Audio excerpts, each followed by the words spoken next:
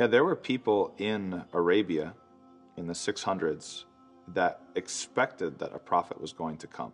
This was an understanding. It wasn't necessarily the only understanding, but it was an understanding within certain Christian and Jewish communities.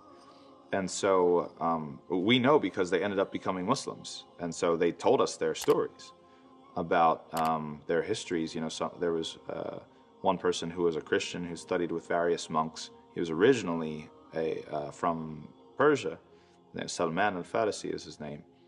And he converted to Christianity and attached himself to various monks in the kind of upper Mesopotamia, Turkey, Syria area. And was essentially instructed at one point that, listen, we expect there to be a prophet that's going to appear in Arabia. And so you should try to be there when it happens. And so he did, and he met the Prophet Muhammad ﷺ, and he accepted Islam, and that was the end of it. There were also different Christian figures in Iraq and in Syria that are part of the biography of the Prophet Muhammad ﷺ.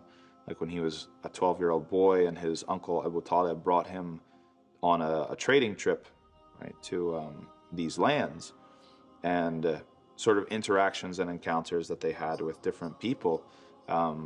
There were some people who were expecting Muhammad ﷺ, and also within the Jewish community as well.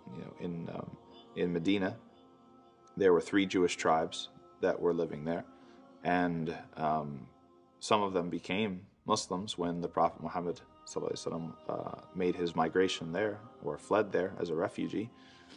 And they had an expectation. Like they said that this is the person that we expected to come. Now, some people are, these days, a lot of people are unaware of this. And it would be really useful if we could have a more academic study of the beliefs at that time, within the 7th century, Christianity and Judaism, as to these sort of expectations. Like, how common was it? Was this kind of forgotten knowledge? Was this something that was fairly fringe, or was it fairly mainstream? I don't know. But it would be very, very useful to know.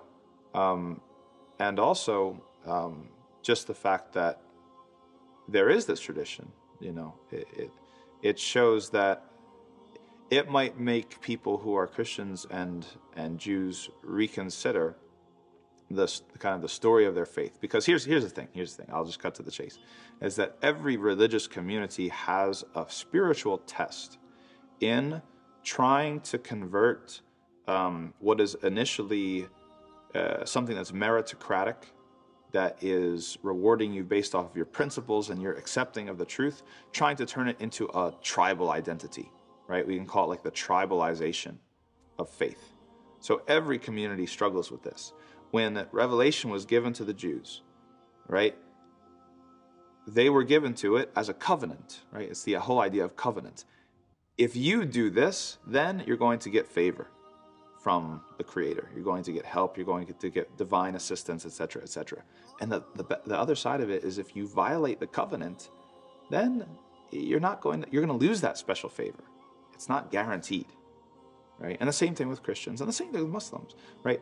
And so the human tendency, because we're kind of lazy, and we kind of want to have shortcuts, and we want to get something for nothing, is that we want to turn it into kind of like an identity, or a tribal identity, so that we don't have to work for it anymore, so that we don't have to uphold our end of the covenant. I don't have to do anything. It's just the fact that I'm a part of God's chosen people, which is why I'm saved, or I'm going to heaven, or this or that, the other thing.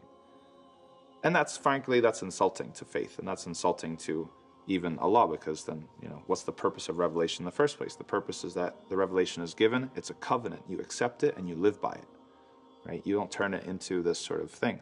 So yeah, I mean, why I bring that up is because people who lean towards wanting to make that move and reject the covenant aspect of faith, they're very unwilling to admit that there could be another prophet that was expected, right? Because that would imply the expectation of action, of acceptance, of this sort of new covenant that has to happen.